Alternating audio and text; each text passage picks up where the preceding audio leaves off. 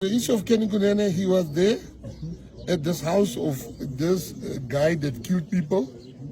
So, at the Patriotic Alliance, we don't just talk.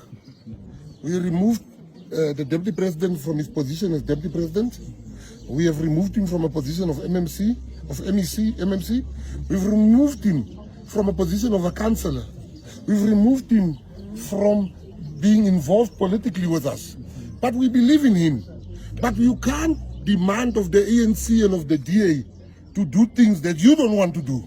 As a leader, I must treat Kenny Kunene the same as I treat any other member of the party. If that was any other member of the PA, putting the PA in the news in disrepute, we would have taken action. Why must I not take action against Kenny Kunene?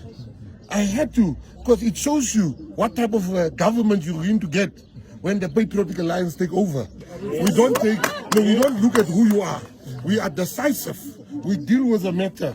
Kenny Kunene, we have no doubt, we that knows him, we know he will prove his innocence, but not at the expense of full transparency.